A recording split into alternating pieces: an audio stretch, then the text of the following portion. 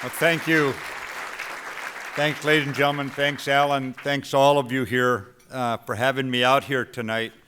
I will tell you right up front, ladies and gentlemen, that I turned down 90% of requests to speak. I'd rather go off and just do work or something.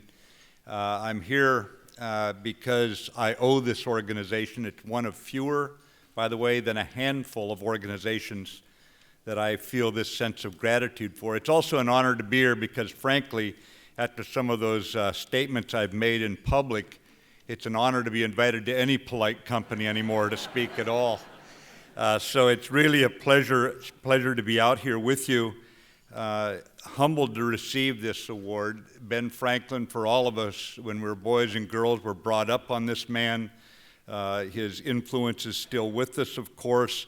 And when you think of him as the first citizen of Philadelphia and how he directed his energies toward public service and development of individual character, well, I come from an organization that for 40 years has devoted me to public service, and my sergeants on more than one occasion helped develop my individual character in their usual persuasive manner.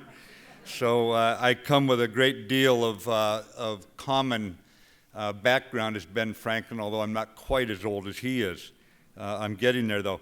I also can't come to FPRI without a sense of gratitude. Seriously, ladies and gentlemen, when you go into public service and you get to the level where 100-hour work weeks are the short weeks, your next original thought is your first. To put it bluntly, you need other people to be doing a lot of the thinking. You're simply pouring out all of your energy, all of your thinking, all of your learning, all that people have given you over the years and trying to get through each week. And so we need an organization like FPRI. One, as Jack said earlier, is one with a keen interest in our country and America's future.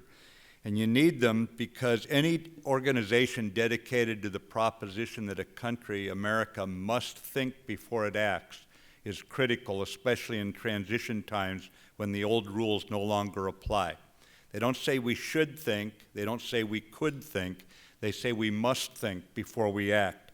And I will tell you, having commanded 25,000 sailors and Marines going into an operation that we pulled down a statue and then had to do a fair amount of figuring out what to do next, I think that the proposition that guides FPRI is one that is more relevant today than ever before. I like, too, that FPRI is very comfortable with the free competition of ideas. As Alan said, he doesn't agree with everything that his scholars come up with. I don't agree with myself all the time. But it's critical that we have people who are willing to challenge what some people call conventional wisdom and are willing to put it on the line like that with the degree of rigor and discipline and yet unregimented thinking that I experienced here. My staff knew every time Orbis was printed, they were to highlight it and get it into me as fast as it came in through the mail, because that was where we would often find our refreshing new ideas, historically grounded, for how we were going to deal with a region. And you heard some of the nations I dealt with there, from the Mediterranean, Lebanon, and Egypt, through Jordan and Iraq, Syria, on into the Persian Gulf area, from Yemen to Iran, from Pakistan up into central Siberia. I once was asked by someone, I said, sir, to even as a 4-star, he said, Jim, do you know why you have this job? And I said, well, no, sir, I wondered about it. He says, because we could find no one else who wanted the job. And it says something because it's ideas that come out of reflective organizations like this that allow people like me then to have some way of dealing with the realities that we dealt with in a Middle East that's going through an awful lot of turmoil. We live in an age right now, ladies and gentlemen, I'm not allowed to take questions tonight, by the way, which is really my favorite part. So please tell Phoebe that I did my best without the Q&A here, Mr. and Mrs. Novakovic. And if any of you decide to turn off your listening before I get done talking, maybe you could just stand up and interrupt me, and we'll go to questions and answers, and we'll have a little anarchy here, which Dave Dinello promises us is the wave of the future anyway, so we might as well just get on to it. But I would tell you that right now, ladies and gentlemen, with Cold War rules going out the window, with power diffusing beyond national power structures, nation states, with increased impact of the information age only now becoming fully manifested in many of the aspects of foreign policy. And terrorism today, we're witnessing a few zealots, a few crackpots can actually murder on an industrial scale. It's obvious we need to change some of our thinking. And we need the new thinking, and if, as Nadia Shadlow has convincingly, I think, stated, if we are engaged in a global argument right now about the values that our band was just singing about on the stage, if we're going to engage in this global argument, we're going to need fresh definitions of the strategic problem that we face and fresh solutions in order to deal with that, solutions that marry our time. I think that FPRI can draw the best and the brightest, not only from inside its own ranks, but from elsewhere, because its reputation is so strong. And I have personally shanghaied and hijacked a number of their ideas and not always given credit to the FPRI as I employed them in various capitals around the world as we try to keep this experiment that you and I call America alive and vibrant. The first citizen of Philadelphia certainly stayed engaged. That's why I think it's appropriate FPRI be engaged here. I'll tell you that their engagement has an awful lot of people identifying with the ideas that come out of this organization. And for those of you who support it, I hope that you will continue to do so, having for about the last 6 years been directly engaged in using their ideas around the world. Remember that Ben Franklin didn't let his youth or his old age change the fact that he was going to make a difference. And I think that if you look at Margaret Mead's point that we should never underestimate or overestimate, I think it is, what a small group of committed people can do to change the world. In fact, in the history of the world, it's the only thing that's changed the world. I think we need to keep this sort of vibrant organization at the top of its game. Let me talk for a few minutes. I'm supposed to share reflections as a combatant commander. First of all, what a combatant commander does, I commanded about 220,000 soldiers, sailors, airmen, Coast Guard, Marines. They're engaged in active operations. You've heard of a place like Iraq, now done, for us anyway, Afghanistan, obviously Lebanon, that unfortunate little country with some tough neighbors, down into Egypt with its own problems right now, Yemen, Saudi Arabia, and all. And as you deal with these kinds of countries, you're dealing with both political and military issues, obviously. And in that regard, it's absolutely critical that our ideas not be just narrowly defined as military, and then we move to another avenue, narrowly defined as foreign policy. What Nadia Shadlow, who joined us here tonight, calls the total mix of everything we do, that's our foreign policy, and that's where I fit within the larger policy of our country in reinforcing what was going on from our State Department. I first sailed into those waters, ladies and gentlemen, in 1979. You want to interrupt me? I hurt my leg. Oh, I was hoping I was getting interrupted here, and Alan, we are going to break free. You stay standing, sir. Come on up if you want to give the speech, too. It might improve it. But I first sailed into the waters. I was an infantry company commander on a Navy amphib. It was 1979. I've spent most of my life dealing with the Middle East ever since. Had I realized then I was going to be staying out there that much, I probably would have found a different line of work because it was a rather strange part of the world. A point to really emphasize right here, the Middle East problems did not start with 9/11. They didn't start with the rise of the modern state of Israel. They did not start with the Arab Spring. All of these are more recent inputs into a region that had a very rich culture, a tumultuous history for a long time, and it's the most tumultuous I've seen it in my entire time since '79. As I read history, it's certainly the most tumultuous since the fall of the Ottoman Empire, and it's not going to get better anytime soon. I think that's important to understand. And part of the reason is just, if you look at the Arab Spring alone, what are you actually seeing? It's very important that we look at it for what it is, not for what you and I hope it would be. It is not, it never was, a pell-mell rush to democracy. If you remove Cairo, 2011 and replace it with the words Paris 1789, you'll be able to find the same human impulses echoing across the centuries, showing the breakdown of the social contract between the government and the governed, people fed up with unresponsive, unjust governments. Yes, in 2011 it was amplified by information technology, but the same human impulses, as I say, we've had it and we're done with this. They rose up, they got rid of what they had, but remember what follows the French Revolution. It's Napoleon. It doesn't necessarily mean there's a methodical march into democracy. It was never that sort of thing. It was an anti-something. It wasn't necessarily directed towards democracy. And while many of us in this room agree with many Arabs who want democracy, it's probably not going to be a short spring. In other words, if an Arab Spring follows this long winter they've been through of many decades, it's doubtful that that spring will be over in a season, in an annual season. It's not going to be that way. It's going to be a while, and if we look at our own rather torturous history in the West towards democracy, it can take a long time. There will be setbacks along the way. We shouldn't exaggerate those setbacks, that we should not expect a smooth cruising straight into a democratic Middle East. They do not have the tradition of democracy, and they do not have many of the things that you and I associate with the rule of law in the recent past. I think you should watch Egypt very closely. Remember, a third of the Arab peoples live in Egypt. They are the traditional leader in terms of science and learning, in culture and religion. I think that after watching the Muslim Brotherhood come to power and basically commit political suicide in the country and enraging the Egyptian people, and we had the largest public demonstrations in modern history, basically publicly impeach the Muslim Brothers, and then the military muscle moved them out. What we have to watch for in this setback on the road to democracy is, can the military get those elections back on track?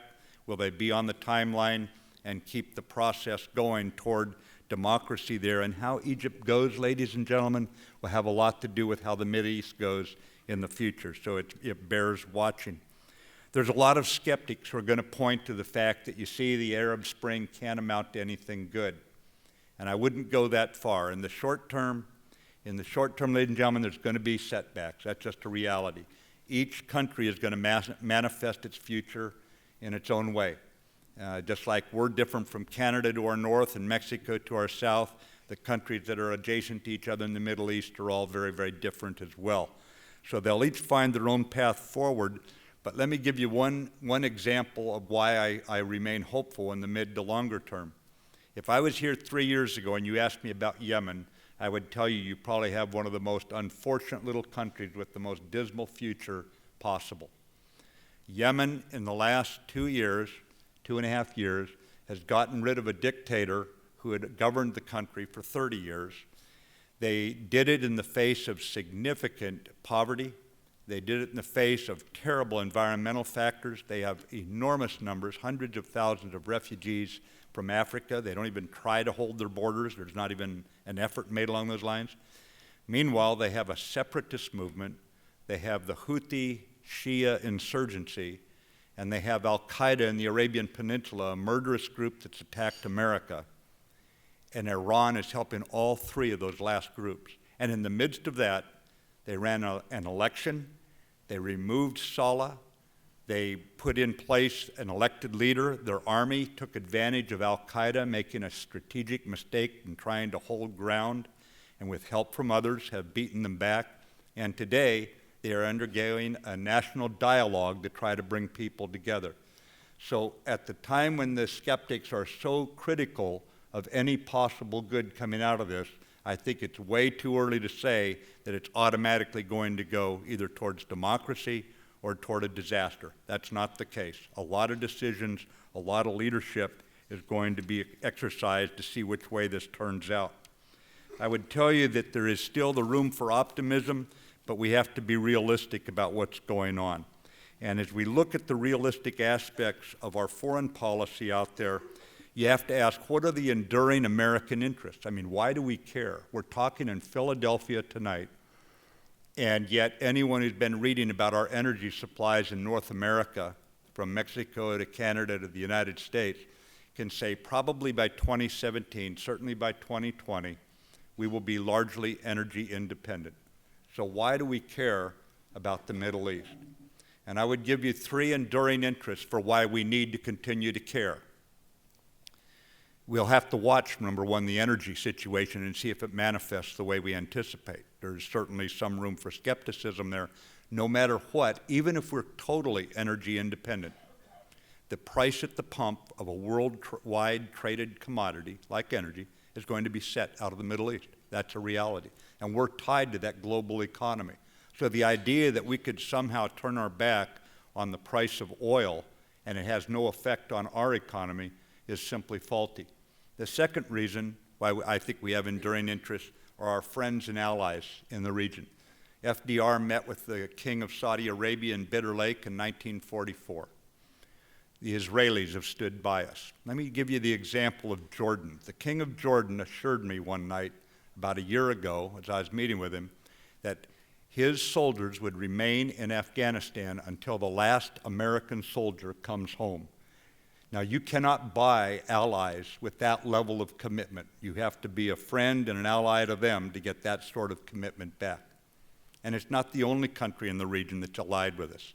United Arab Emirates, a country that we in the military call Little Sparta for their valiant stands alongside us, been with us in Desert Shield and Desert Storm. They were with us in Somalia.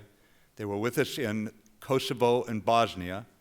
They were with us against Libya, and in Afghanistan, as some of our traditional allies last year started to bring down the numbers of their troops in Afghanistan, where 50 nations fight alongside each other, the United Arab Emirates, knowing that I would have to turn once again to the U.S. Army, U.S. Marine Corps, U.S. Air Force, U.S. Navy to bring in more, United Arab Emirates sent in more special forces and more fighter aircraft to help take up the load from the Americans.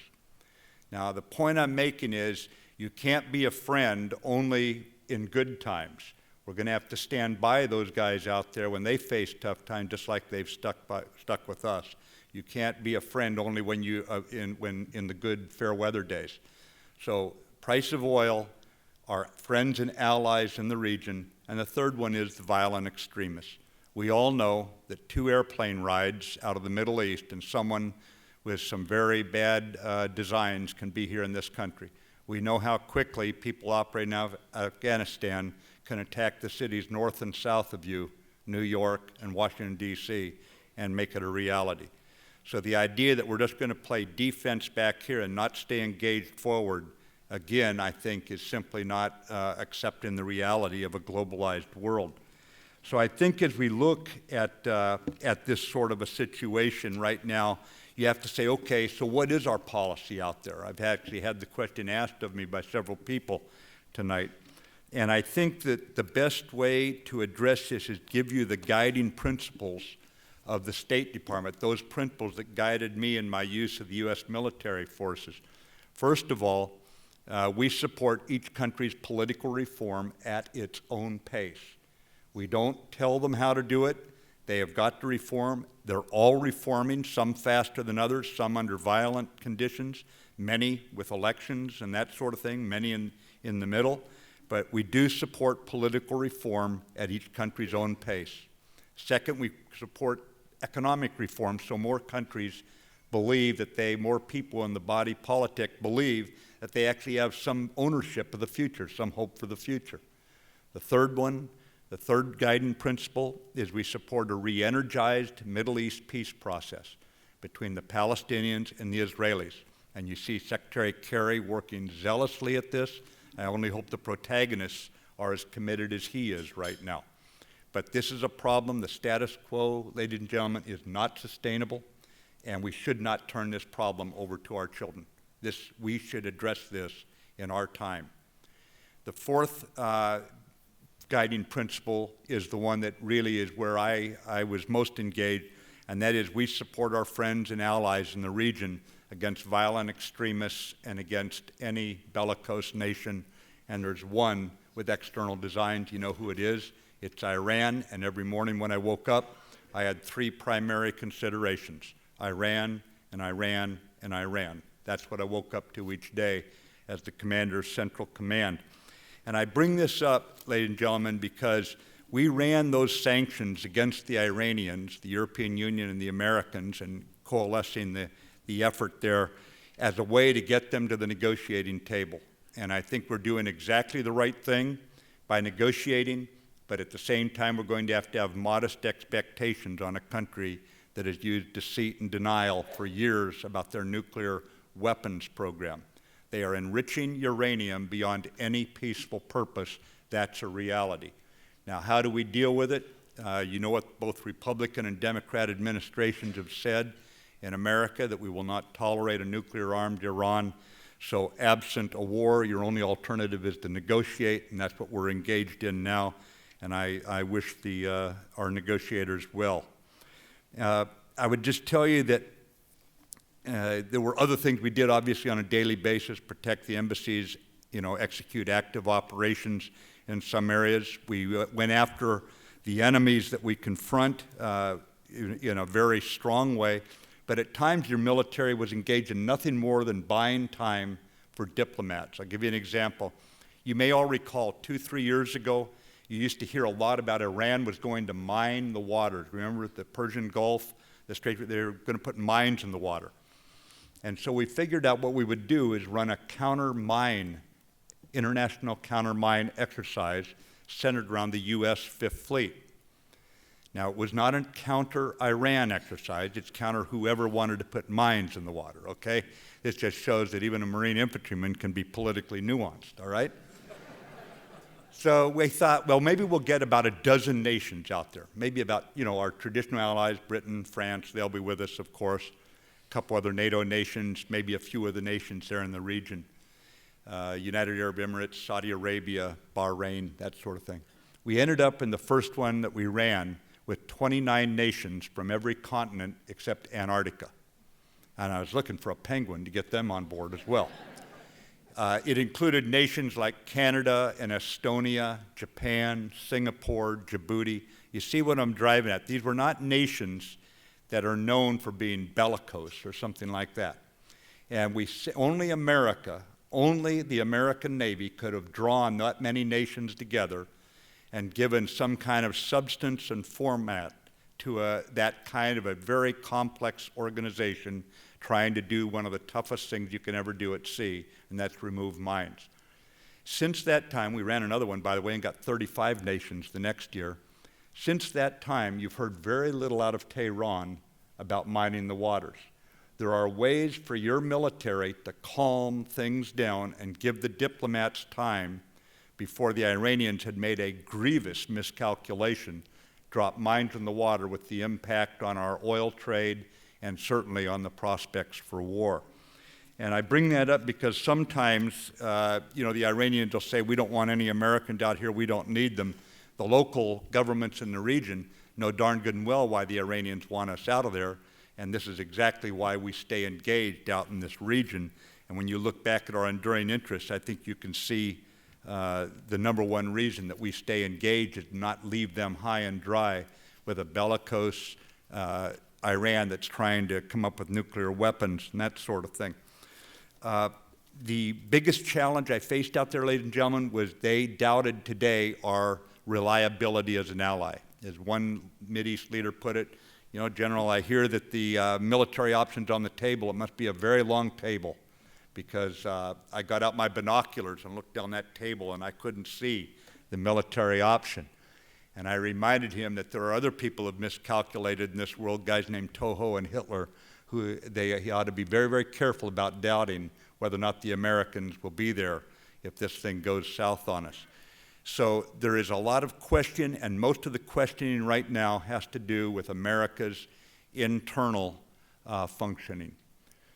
They believe a country that cannot govern itself, that cannot keep its own government running, cannot tell the rest of the world that it can remain engaged. They doubt whether or not a country that is on a fiscally unsustainable path can continue to maintain a military, because they recognize that reality, that our military's engine is our national economy. That's how you keep a military at the top of its game.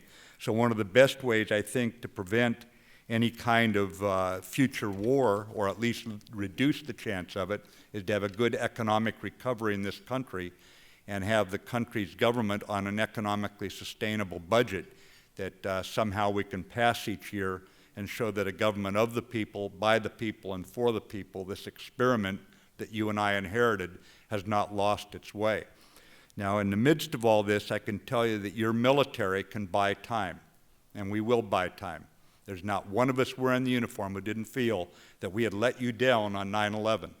And so we went back out there. It was a personal fight for us, and we intended to do a lot of damage, and we've done a lot of damage to the enemy.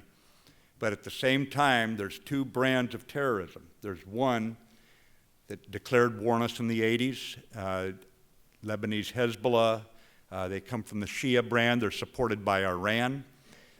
They attacked the French paratrooper barracks in Beirut and the U.S. Marine peacekeeper barracks there. They've basically been unscathed. They killed Prime Minister Hariri in Lebanon. They stillborn the Lebanese Cedar Revolution. This is all Iran's doing. They're the ones fighting alongside Assad today. And they're the ones who have murdered Saudi Arabian diplomats and Israeli tourists in Bulgaria. And they've gotten away basically with murder is the bottom line. On the other hand, there's Al-Qaeda. They attacked us. We've made certain that an awful lot of Al-Qaeda leaders will not collect their 401k retirement plans. And they've been hurt, but they have not been completely put out of business. And I think that right now we have to look at continuing what we're doing in a more, in a strategically modified way. If you want to see how the military will buy the time as our country gets its act back together, as America becomes more unified again, I would refer you to Dr. Kori Schake, who joins us here tonight. Her idea about it's going to look like the constant skirmishing of the U.S. cavalry against the American Indian 1850 to 1900. Constant skirmishes. Let's not give up more of our constitutional civil rights. Don't exaggerate this enemy, but don't patronize them either. When they say girls don't go to school, when they say everybody prays this way, they actually believe they can impose that. So we're going to have to deal with it. It's irreconcilable with our way of life. But there is a way, if you look back at that model of the U.S. Army and the American Indian in the Western Plains and Southwest, there's a model that we can seize upon if we do a little bit more study on it. You move from there to David Dinello's idea that anarchy is the new normal, and what you're seeing is this is the call for defining to a Jesuit's level of satisfaction, if I may, what is the problem we're up against, okay? And whether Dave Dinello is right or wrong, we're going to have to organize to defeat this enemy. And it's going to come in some form of an anarchy where nation states are not the only enemy. If you move from Kori's view of how the military should organize to carry out the military campaign to buy time to Dave Dinello's view of the future, and then you go to Nadia Shadlow's idea that that's good the military can buy time, but it can't solve the problem. It'll win military campaigns and military battles. Then you move next to how do you organize the totality of American foreign policy in the same way that the CIA and the military are organized to compete against others. And if you get that part right, if you get our education programs, if you get our information programs and our foreign policy and our organization right, then you can actually start organizing to compete in what she calls a global argument. And we shouldn't stop there. I'd take it one step further. And if you look at what Jim Hake has done, who joined us here tonight, with Spirit of America, this is where we take entrepreneurial spirit and private money and you use it as venture capital, and you actually allow this NGO, non-governmental organization, that is unapologetically not neutral. They're on our side. They decided they're going to take America's side in this fight, and I salute them for it. The Spirit of America, they've been a godsend to me when I'm trying to get sheikhs in Iraq to come over to our side. Between you and I don't care about swords. I don't like swords. They're pretty little knives, you know? But when you hand an Arab sheikh a sword and say the war is over, we're now on the same side, and they join you, that's not something I can use American taxpayer dollars for. That's not right. That's something that they give us the money from private industry to go out and do something like that, and we declare peace, and now for the next 7 months, their boys who are fighting alongside Al-Qaeda are now guiding our boys in on their rally points, and we're having a very lucrative time in the fight.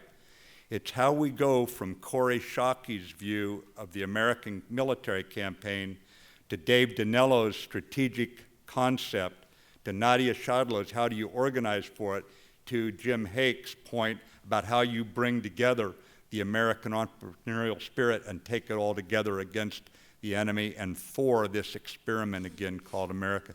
If I could just ask you four to please stand for a moment. I know where you're sitting, so don't hide on me here. Nadia, you too. All of you stand, please. Where's Dave? Dave's around here somewhere too.